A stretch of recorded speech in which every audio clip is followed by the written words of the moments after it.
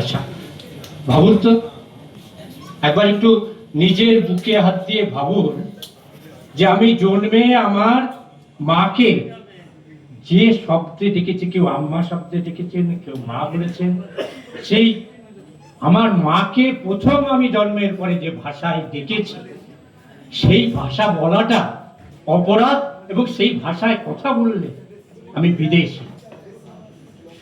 আপনারা দেখেছেন যে স্বাধীনতার পরে সংখ্যালঘুদের অবস্থা কি, সেইটা করার জন্য আমার মনে হয় তার জন্য এখানে যারা উপস্থিত আছেন, মানে ধরুন আপনার সাচার কমিটির রিপোর্ট, তারপরে রঙ্গনাথ মিশ্র কমিশনের রিপোর্ট, তারপরে অমিতাভ কুণ্ডুর রিপোর্ট, এগুলো এখানে যারা আছেন সকলেই পড়াশোনা করেছেন, জানেন।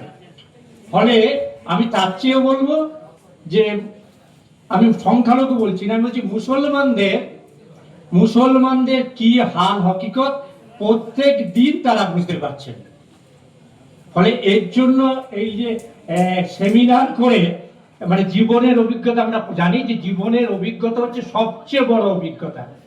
জীবনের অভিজ্ঞতা কি বলার দেখা যাচ্ছে যে প্রতিদিন আপনার ভাষার পরিচয়ের জন্য, আপনার ধর্মের পরিচয়ের জন্য অ্যাজ এ হোল সামগ্রিকভাবেই মাইনরিটিরা আক্রান্ত হচ্ছেন। মাইনরিটি মানে কিন্তু শুধু সংখ্যায় অল্প বলে নয়। যেমন যদি বলেন যে পার্সিরা তো সংখ্যা খুবই অল্প, সম্ভবত 400 পরিবার, তারা কি মাইনরিটি? আমাদের যে ইন্টারন্যাশনাল ডকুমেন্ট আছে 1992 সালে 18 December, declaration of rights of person belonging to national, ethnic, religious and linguistic minorities, এই যে ডিক্লারেশন আছে সেখানে স্পেসিফিক বলা আছে যে তাতে আপনার শুধু সংখ্যাটা নয়, এর আগে তো শুনলেন যে 6% মানুষ, শুধু সংখ্যা নয়, তাদের রাজনৈতিক সামাজিক প্রতিপত্তির বিষয়, এটা একটা বড় বিষয়। খালি সংখ্যা দিয়ে বিচার করলে হবে না। আমি আবার বলি যে আমি অত্যন্ত পশ্চাৎপদ মানুষ, সবার সঙ্গে লড়ার ক্ষমতা আমার নেই, এবং তার সঙ্গে এটাও বলি যারা সবার সঙ্গে লড়তে চায়, একই সঙ্গে যারা সবার সঙ্গে লড়তে চায়, আসলে চান বা না চান, সচেতন বা অচেতন ভাবে সবার সঙ্গে লড়তে যারা চান, তারা আসলে কারোর সঙ্গেই লড়তে চান না। তাই গুলিয়ে দেওয়া দরকার যে আমি সবার বিরুদ্ধে। একটি সময় যদি আপনি মনে করেন যে ভারতবর্ষে বর্তমান কেন্দ্রে আসীন সরকার ফ্যাসিস্ট সরকার, সেই ফ্যাসিস্ট সরকার যদি হয়, তাহলে বাকি সবাই, আপনারা সবাই হচ্ছে অ্যান্টি ফ্যাসিস্ট। ছিলেন মির্জাফর ইত্যাদি, জগৎ শেঠ ইত্যাদি যারা গিয়েছিলেন, তাদের কি যুক্তি ছিল বলুন তো? কত সিরাজদৌল্লা রাজত্ব করেছেন মাত্র 11-12 মাস।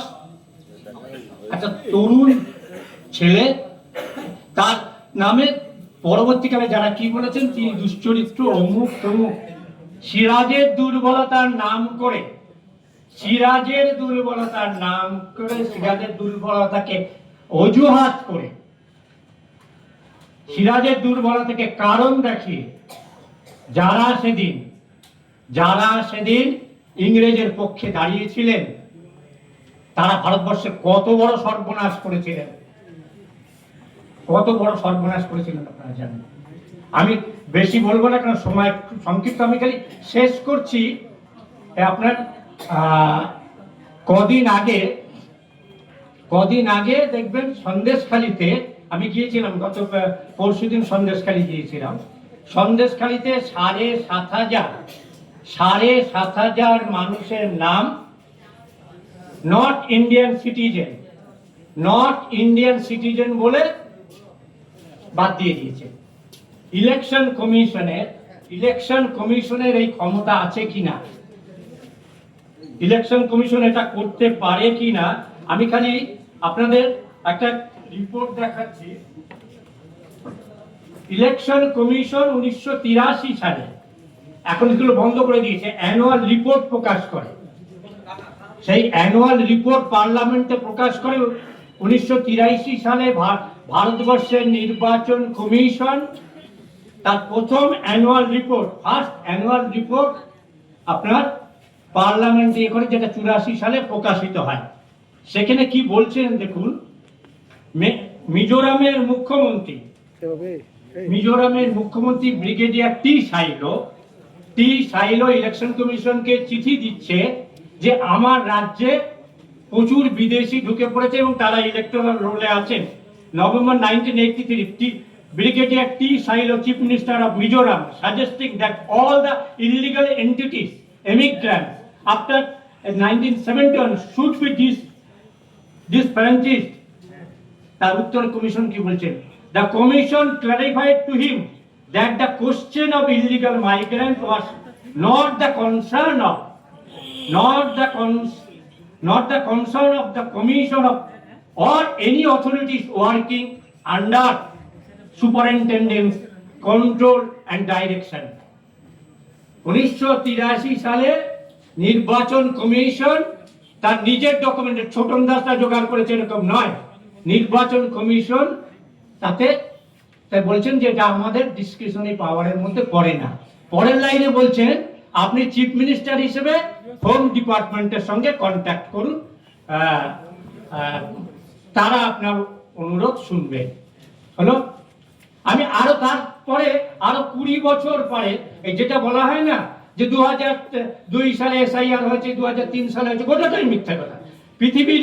পৃথিবীতে যদি মিথ্যে কথা বলায় নোবেল প্রাইজ থাকতো তাহলে আমাদের দেশের প্রধানমন্ত্রী এবং ইলেকশন কমিশনার দুজনই পেতেন মিথ্যাতে।